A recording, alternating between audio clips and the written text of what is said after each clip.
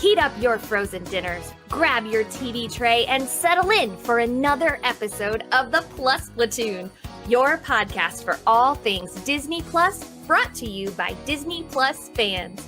Watch along with us every week as we cover all the new, the old, the good, and the bad on Disney Plus. So put down that remote, don't touch that dial, and welcome your fabulous Plus Platoon host. Hey everyone, welcome to the Plus Platoon. My name's Derek.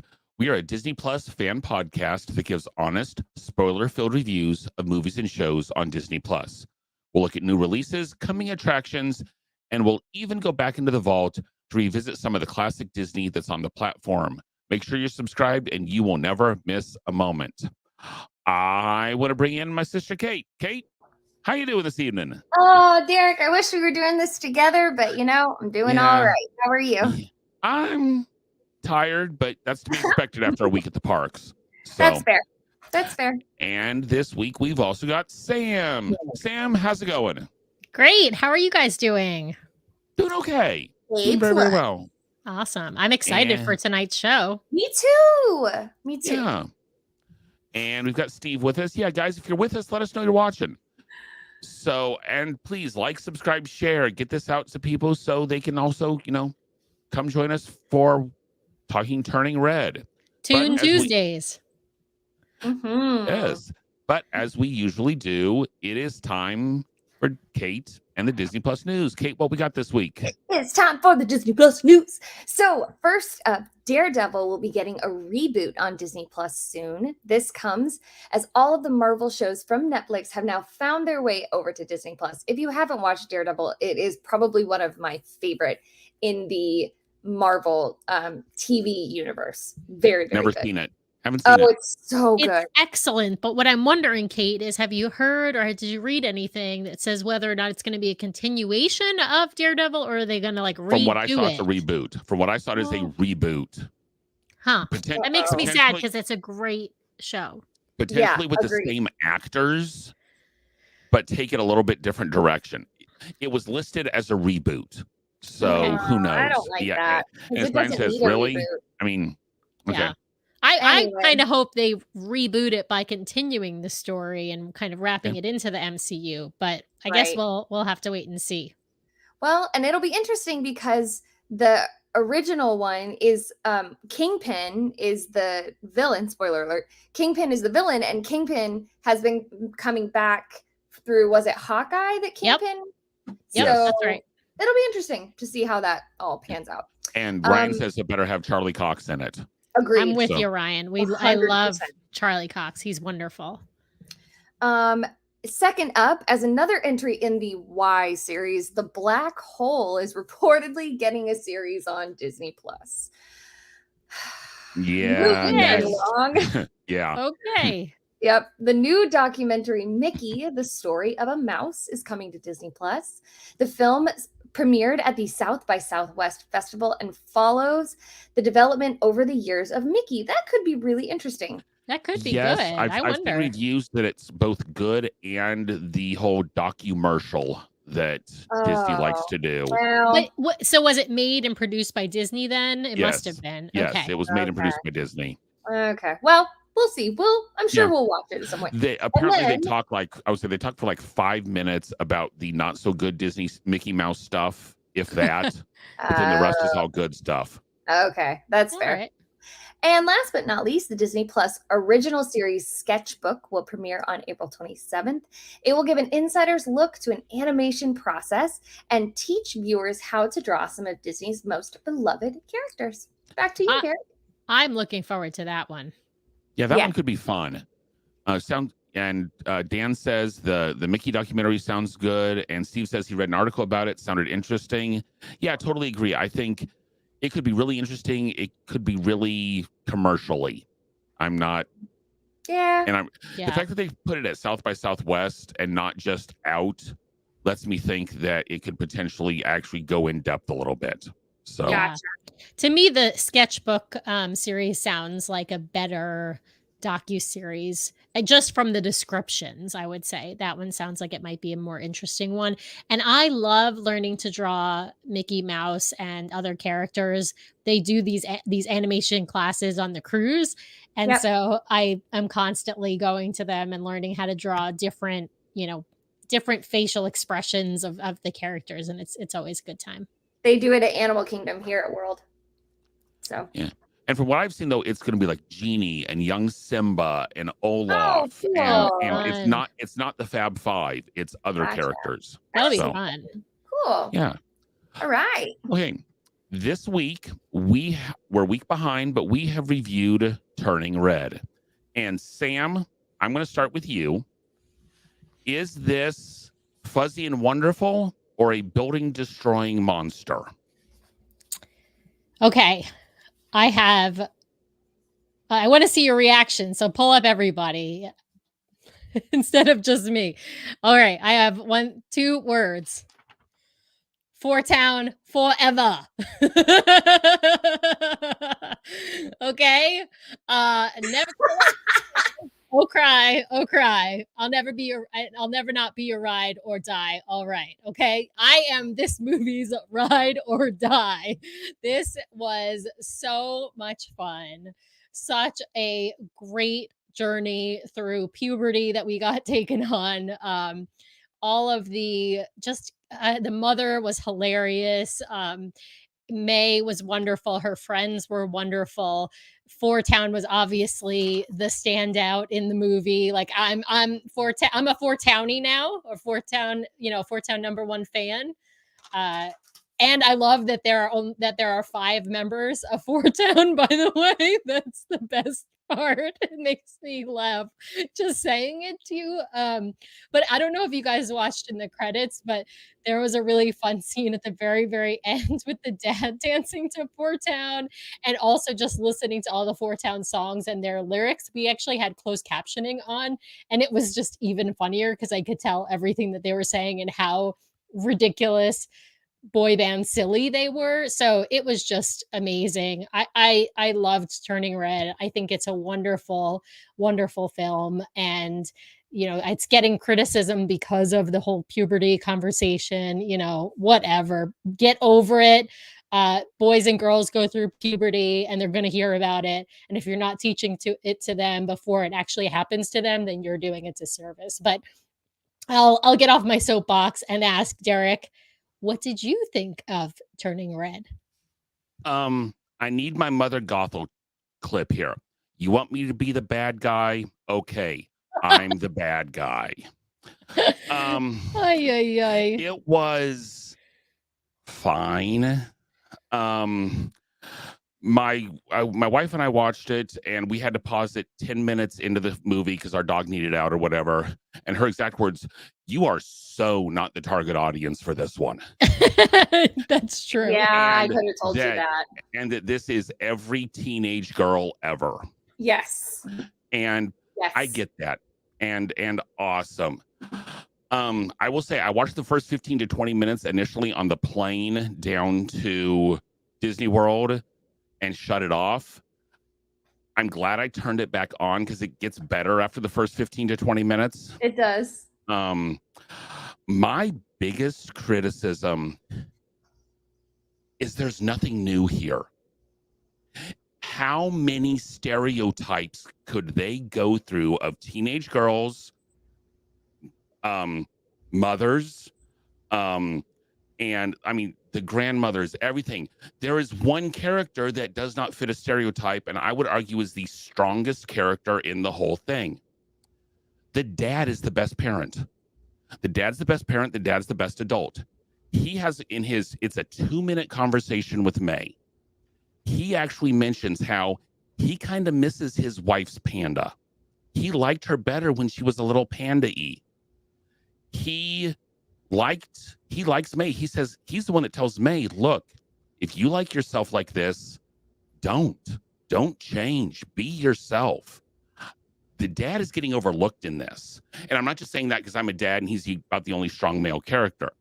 It's just, to me, he's the only one that doesn't fit any stereotype. Everyone else is complete stereotype. or cliche or along those lines. I mean, this is Brave with a Panda. Mm. It is. No. Yes.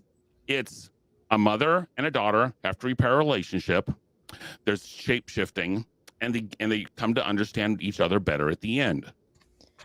Yes, but No, that's no. the theme. Thank you. Yes, That's the thank you, theme. Kate. But that's not the movie. The theme Okay. is about growing up and accepting yourself and letting your freak flag fly a little bit. There are some parallels in the Okay. there are some parallels in the themes and lessons, but it's not the same movie at all. And the characters, they're not stereotypes. This is a real struggle that mothers and daughters go through when daughters are becoming teenagers, and the relationship with the father is typically much easier at that time period in life. And so I'm not saying in every case, but many cases that's the way that puberty happens for girls. Sorry, Kate, it's And your turn, and I'm taking up okay, your. No, you're okay, good. and I understand that. It's just there was nothing surprising in this film to me. All right. I'm gonna jump in here. Yeah, go ahead. I'm gonna jump in. So I watched this on the plane, coming to Oregon from Oregon. I don't know. Time has no meaning anymore. I liked it. I did like it. I resonated with it because it is every teenage girl thinks that you can pull off some sort of a heist against your parents, thinking that your parents are going to have no idea. I don't even remember what mine was, but I can tell you I probably didn't get away with it because my mom's not dumb. But people are getting very up in arms about the puberty side of it. That is like a 30-second, like it's not even It's like not the focus. no, and I'm glad they acknowledged it because sorry, my cat's trying to steal the focus. Because that is something that you go through, but like I liked it.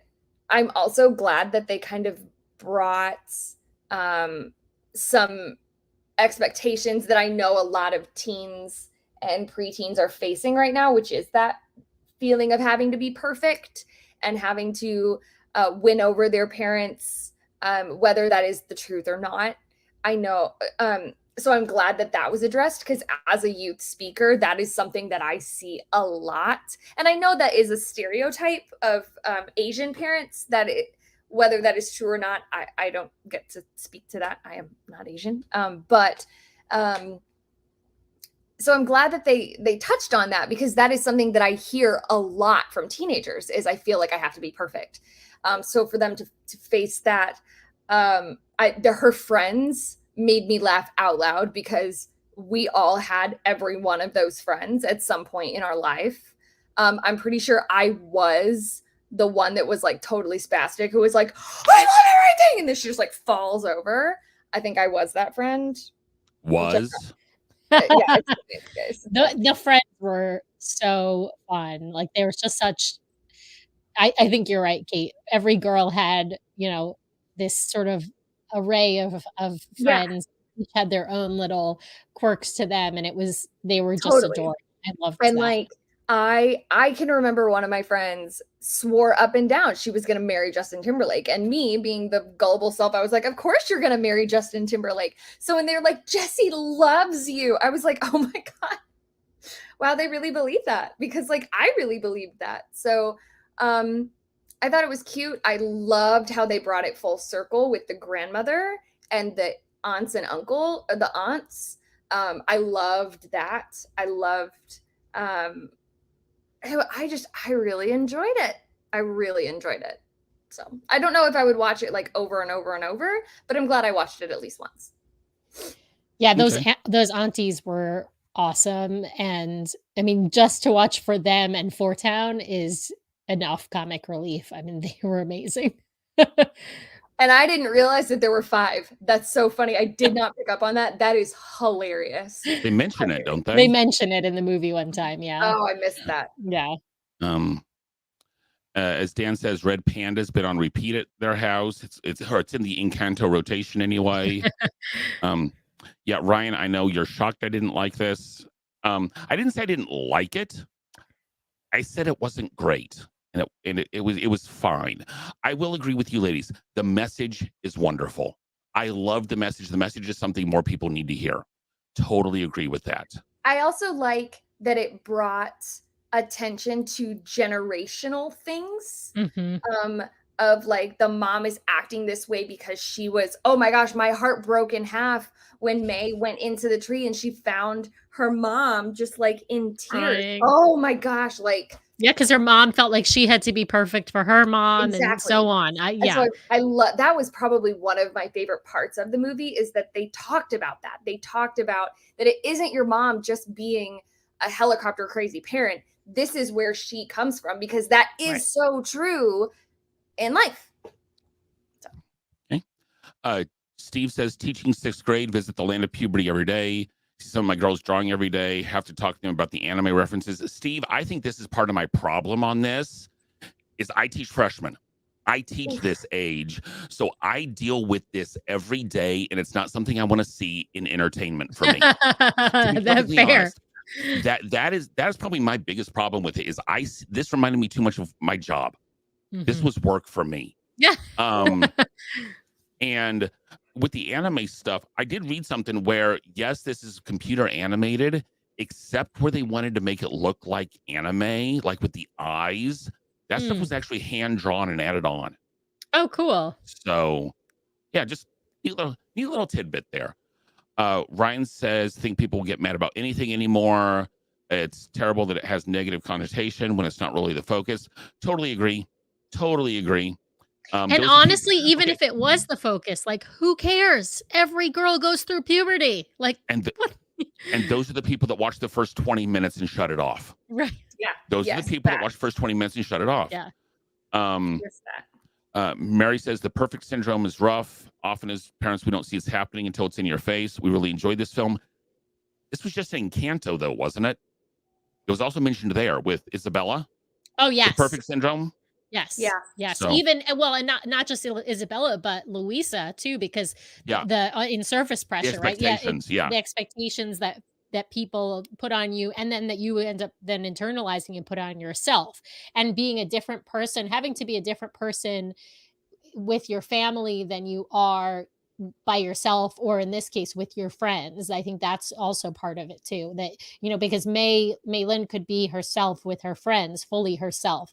Even before she was the panda, she could be fully herself really with her friends, but she couldn't be fully herself with her family. Yeah. And Nick says, having the bully 4-town fan at the concert gave me life.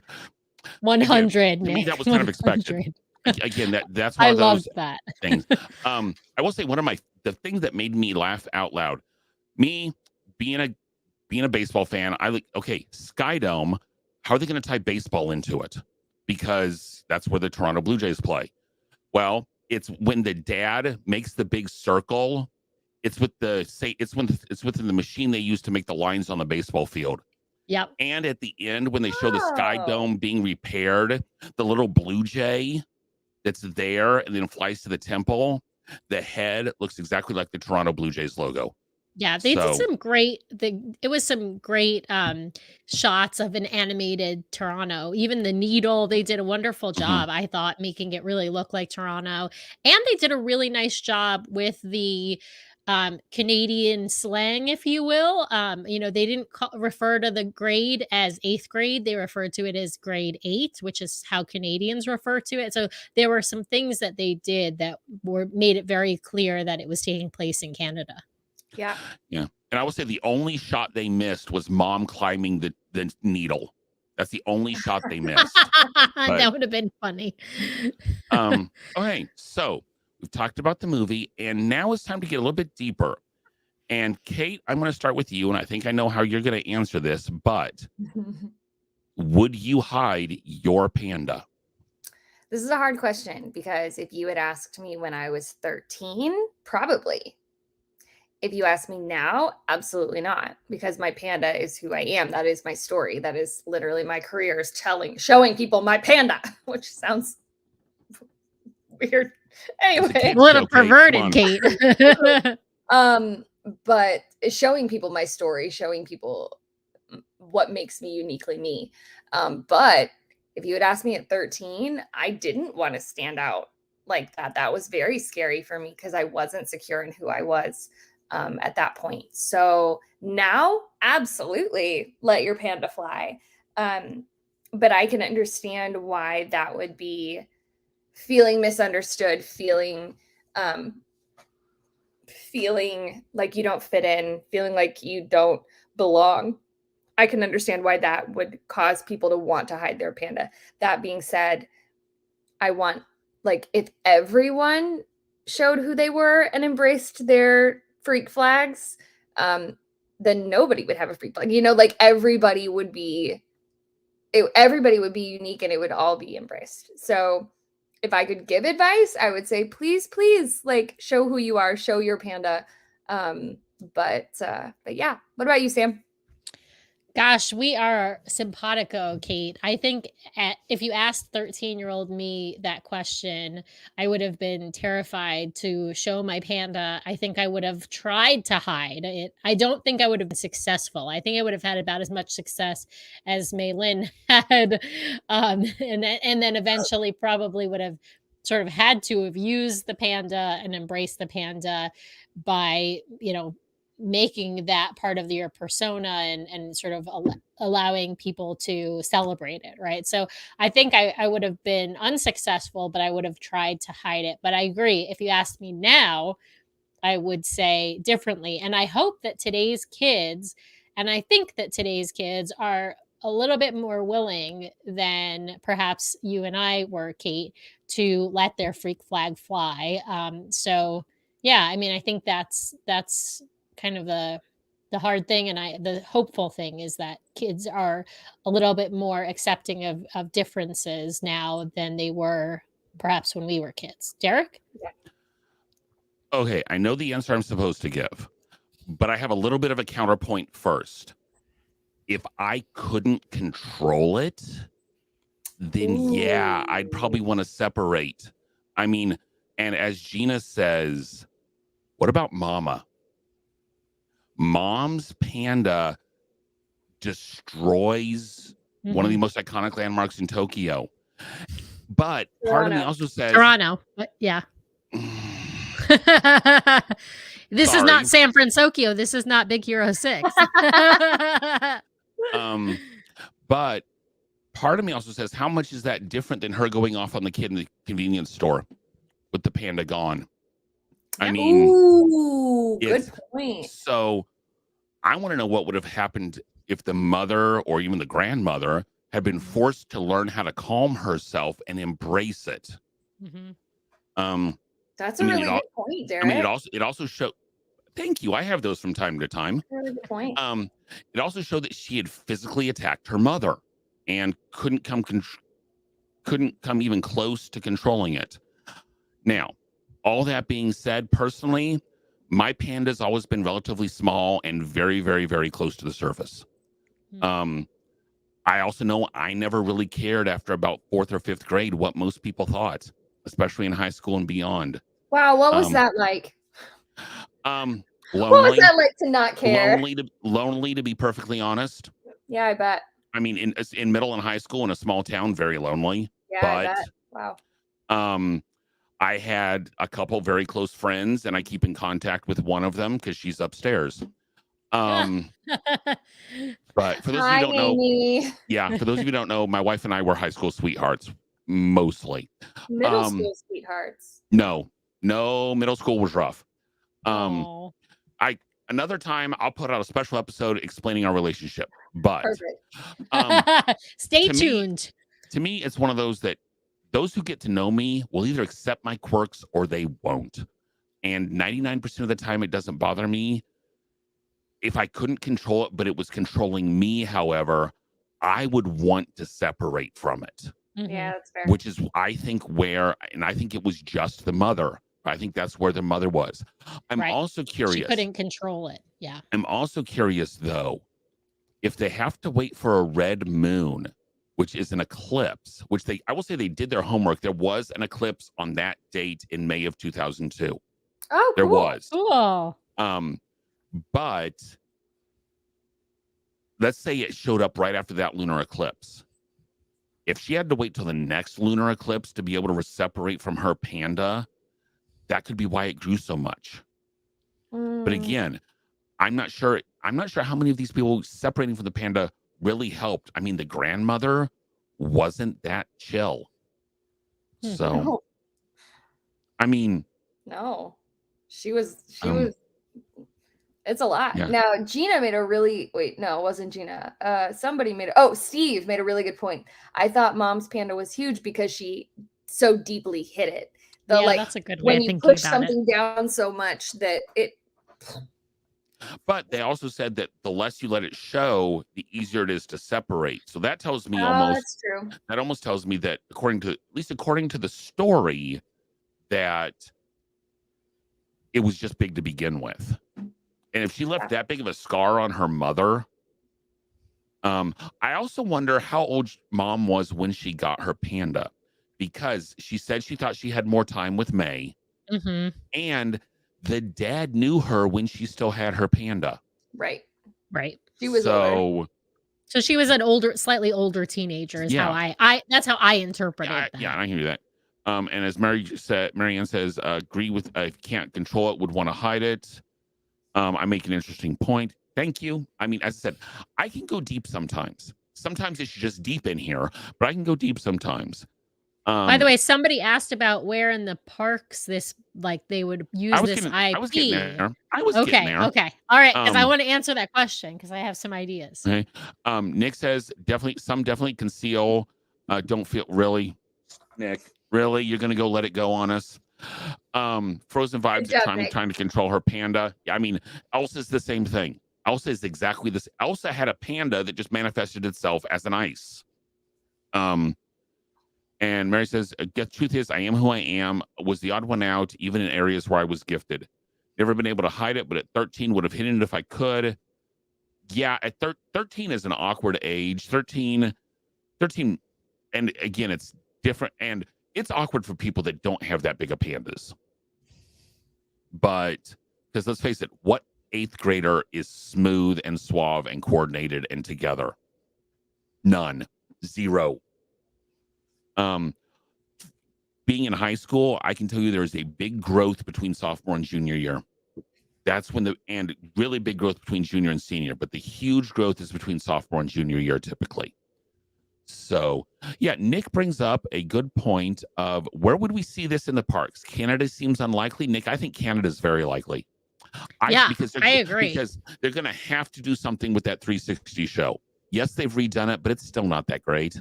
Yeah, I totally agree. Yeah. I think it would be perfect in the Canada Pavilion at Disney World, at Epcot. I think it could fit in at California Adventure over at Disneyland. And then I could also see this being a big hit at Tokyo Disney.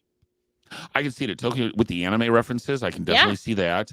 I mean, Dan, it could also go in the studios. Yeah, Dan says, what about Animal Kingdom? I guess the panda. To me, Animal Kingdom's the one place I would not put it. Yeah, I wouldn't put it there either. Because it's not truly animal based. Yeah. If that makes sense. Didn't they change the Canadian movie thing in the round? Isn't it a beer garden now? No, it's back in there now. That was just for Food and Wine last year. It's now a video again. Got it. With a couple. It's a new film. It doesn't have Martin Short anymore, but it's still not that great. Yeah, I haven't seen it since. I don't think they sing the song anymore either.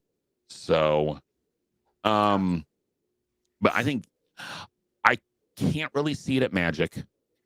Can't really see it at Magic. I would put it back in the Grizzly Flats area. I put it back somewhere. Yeah. In Disneyland, where it's a little bit closer to Canada type thing, where it wouldn't take much to change it into a area. Now, the problem you're going to run into is it takes place in the city. Right. So that's the only thing about the Canada is it taking place in the city. But if you put it right next to where they are next to England, Yep. so you could. Yeah. Could we just pull up Ed standing in Nope, solidarity we with me? can't. Nope, we For can't. some, their Um, panda is on the moon. Ed, we're right here, friend. Right here. I'll keep my comment to myself. Gina says Disneyland's diverse. Could have a meet and greet during Chinese New Year. Yes. Totally. Yeah, this could also go. I just think it would be great. I think there's space for it somewhere There's in California space for it, Adventure. but I don't think you can force it in anywhere. It would need its own little bit of dedicated. Plus, you could almost have, if not like a concert type setting for it, you could almost do a ride on this. Oh yeah. Yeah. Especially, you've got her, going through the school, going to the, the concert. You've got, the mom showing up. You've got, the setting of them, the woods area. Mhm. And I mean, this could definitely be a dark ride. Replace Alice in Wonderland. This could be a dark ride in Disneyland. I actually really like the new Alice in Wonderland.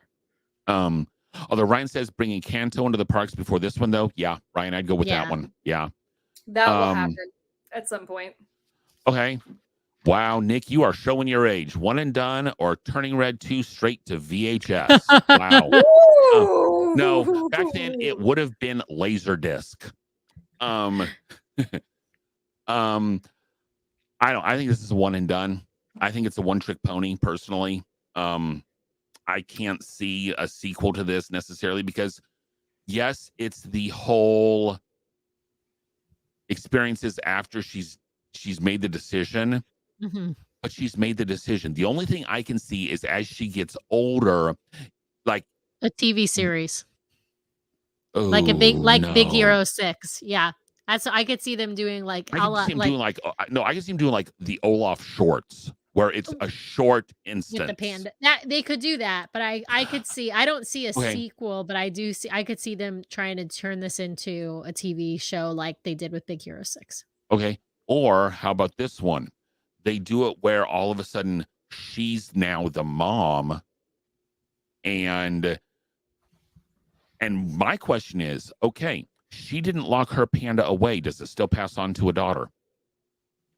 Or a son? What happens if she only has a son? And see, that's where I was going.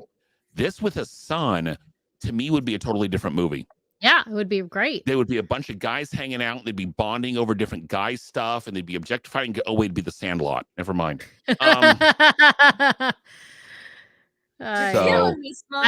like Steve's idea for the parks. Refurb Monsters Inc. at DCA. Yeah. Okay. Mary says she sees a character experience. I agree. That's about all it is for me. Is a character meet and greet. So, as we always do, guys, Pixie Dust rating. Pixie Dust cups out of 5. And Kate, we are starting with you. 4. Okay. Am? I got to give 4 Town 4 stars, obviously. Forever. Oh, Derek. I'll go 2.5. I'll go 2.5 because, again, I love the message. I didn't like the movie. All right. That's fair. So, that's fair. Yeah. I will have similar. That's not a low score for Derek, though. So that's what I'm kind of like 2.5 from Derek. So that's a decent score. I mean, yeah, I was between a 2 and a 2.5, and it's a 2.5.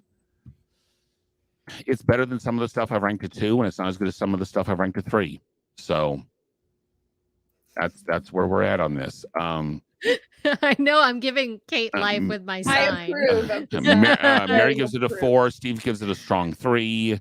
Gina says it's a 3, not the worst, not the best. It's a very niche. Sorry. Yeah, it is. It is. It appeals to Okay, I'm not going to get into that because a guy got raked over the coals for that comment.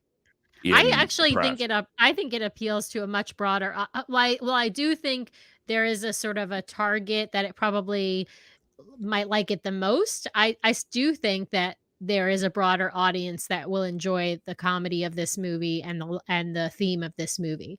It's not I don't think it's as niche as I think you or Gina think it is. But I also agree that there is a target audience. I just think that it reaches a bigger audience than that target. I would say it would reach an even bigger audience if the first 20 minutes was different. Yeah, maybe. If the first 20 minutes was different and you can get past that to the true message. But I love that first 20 minutes. I love that setup. I love that part. I couldn't stand that first 20 minutes because it's the setup of where, oh my gosh, she's a typical teen girl. That's I just thought it was fun and yes, it looks maybe turn off some people. Well, it might be cliche to some, but it's like real for a lot of us who went through it. So okay. So anyway, so as I said, I knew we weren't going to agree on this one. I knew we weren't going to agree on this one. But yeah, you know what? That's what the platoon is all about, though, Derek. Right? We've got to have different. This is why people want to watch us, because we have different opinions about the same movie, and we each take away something different from a movie or a TV show, and we each interpret things differently, and that's what's so great about these discussions. Definitely. So next week, we have got the new West Side Story. Okay, I know.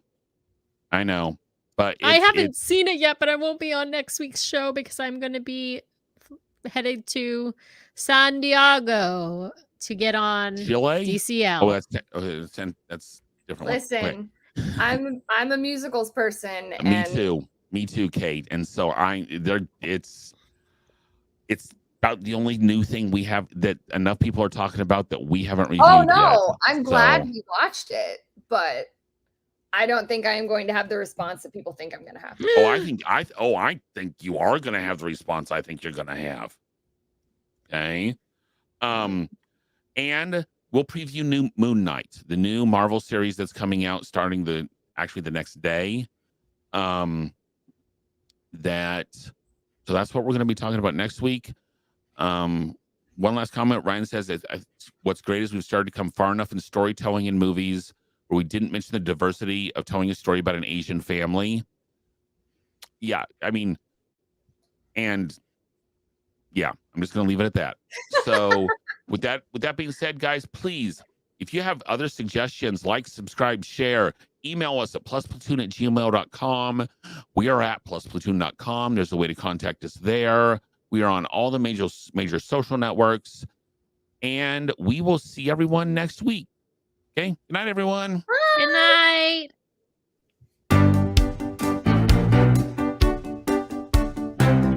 Thanks for watching this week's episode of the Plus Platoon. Be sure to subscribe to the Plus Platoon podcast to keep getting great content each week. Then head over to Apple Podcast and leave those 5-star reviews, as they help make the Plus Platoon visible to even more Disney Plus fans. Also, go to YouTube and like and subscribe to the Plus Platoon channel, where you can watch all future episodes live. If you have a question for the Plus Platoon, please send us an email to plusplatoon@gmail.com or connect with us on Facebook, Twitter, or Instagram @PlusPlatoon. The Plus Platoon is a Disney Plus fan podcast and is not affiliated with the Walt Disney Company or the Disney Plus streaming service. All opinions expressed on the show are solely those of the individual hosts and in no way reflect the views of the Walt Disney Company. Thanks for watching, and be sure to stay tuned for next week's episode, because the Plus Platoon is to be continued.